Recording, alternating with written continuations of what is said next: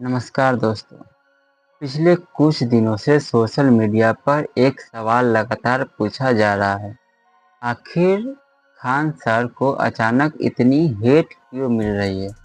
क्या इसकी वजह केवल रोशन आनंद के साथ चल रहा विवाद है या इसके पीछे कुछ और भी कारण है? दोस्तों, जब भी कोई व्यक्ति लाखों लोगों के बीच लोकप्रिय हो जाता है, तब उसके समर्थकों के साथ साथ आलोचक भी बढ़ जाते हैं। खान सर आज देश के सबसे चर्चित शिक्षकों में से एक हैं।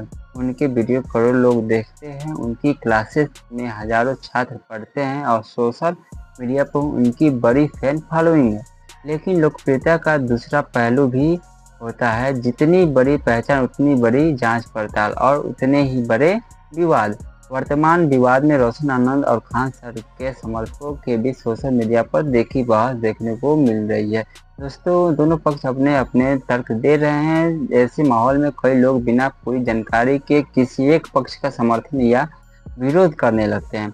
खान सर को मिल रही हेट के कुछ संभावित कारण बताए जाते हैं। पहला कारण यह है कि लोकप्रियता को जो व्यक्ति जितना ज़्यादा प्रसिद्ध होता है, उतना ही ज़्यादा चर्चा और आलोचना का विषय बनता है। दूसरा कारण यह है कि सोशल मीडिया का एल्गोरिदम आज के समय में विवाद वाले वीडियो सामान्य वीडियो की तुलना में ज़्यादा वायरल होते हैं।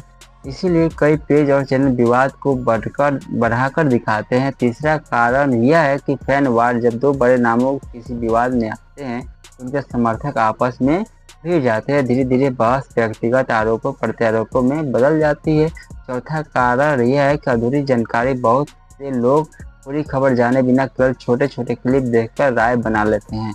इससे गलतफहमियां बढ़ती है। पांचवा यह कारण है कि भावनात्मक माहौल। जब किसी मामले में किसी की मौत, हिंसा या गंभीर आरोप जुड़ जाते हैं, तो लोगों की भावनाएं और अधिक उग्र हो जाती है। दोस्तों, यह याद रखना जरूरी है कि सोशल मीडिया ट्रायल और कानूनी जांच दो अलग अलग चीजें होती है।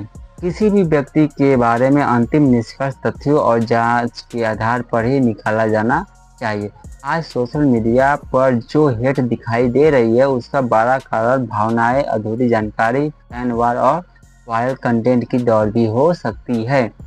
आप इसे आगे इस तरह बढ़ा सकते हैं। लेकिन दोस्तों, अगर हम इस पूरे मामले को गहराई से समझने की कोशिश करें, तो हम यह समझना होगा कि सोशल मीडिया पर चल रहा बहस केवल सच और झूठ की लड़ाई नहीं होती। कई बार यह भावनात्मक धारणाओं, व्यक्तिगत पसंद नापसंद की भी लड़ाई बन जाती है। खान सर की पहचान एक ऐसे शिक्षक के रूप में बनी है जिन्होंने कम फीस में लाखों छात्रों तक शिक्षा पहुंचाने की कोशिश की। यही कारण है कि उनके समर्थक उन्हें केवल शिक्षक ही नहीं बल्कि प्रेरणा के रूप में भी देखते हैं। जब ऐसे व्यक्ति पर कई आरोप लगता है, तो जब विवाद उठता है, तो समर्थक भी आलोचना दोनों बहुत सक्रिय हो जाते हैं। कुछ लोग मानते हैं कि खान सर के खिलाफ जो बातें कही जाती है, उनकी निष्पक्ष जांच होनी चाहिए। वही कुछ लोग बिना जांच के ही सोशल मीडिया पर अपना फैसला सुना देते हैं। यही चीज विवाद को और बड़ा बना देती है। आज सवाल यह है कि हेट इतनी तेजी से फैलती क्यों है? इसका एक बड़ा कारण यह है सोशल मीडिया का माहौल। आज के समय में लोग लंबे तथ्यों की बजाय छोटे छोटे रील्स और वायरल क्लिप्स देखकर राय बना लेते हैं। 30 सेकंड की एक क्लिप किसी व्यक्ति की वर्षों की छवि को प्रभावित कर सकती है, चाहे पूरी कहानी कुछ और ही क्यों ना हो। दूसरी बात, आज इंटरनेट पर न्यूट्रल रहना सबसे कठिन काम हो गया है। अगर आप किसी एक पक्ष का समर्थन नहीं करते हैं, तो दूसरा पक्ष आपको विरोधी मान लेता है। यही कारण है कि विवाद के दौरान दोनों तरफ से आक्रामक प्रतिक्रियाएं देखने को मिलती है।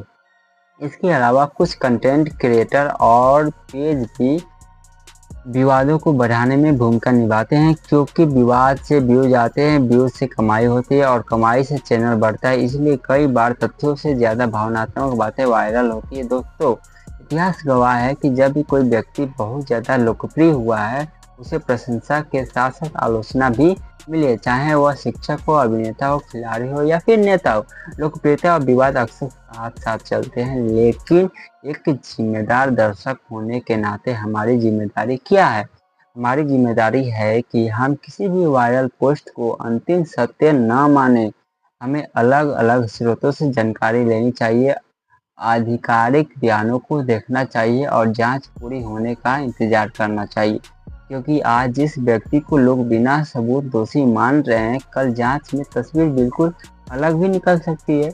अगर हम बिना तथ्यों के किसी के खिलाफ नफरत फैलाते हैं तो उसका असर केवल उस व्यक्ति पर नहीं बल्कि समाज पर भी पड़ता है। इस विवाद से एक बात ज़रूर सीखने को मिलती है कि सोशल मीडिया की दुनिया में लोकप्रियता जितनी तेज़ी से मिलती है उतनी ही तेज़ी से विवाद और आलोचना भी मिल सकती है। इसीलिए ज़रूरी है कि हम भावनाओं की बजाय तथ्यों पर भरोसा करें, भीड़ की बजाय सच्चाई का साथ दें और किसी भी निष्कर्ष पर पहुंचने से पहले पूरी जानकारी प्राप्त कर लें। तो दोस्तों, आपकी क्या राय है इस पर कमेंट करके ज़रूर बताइएगा। जय हिंद, जय भारत।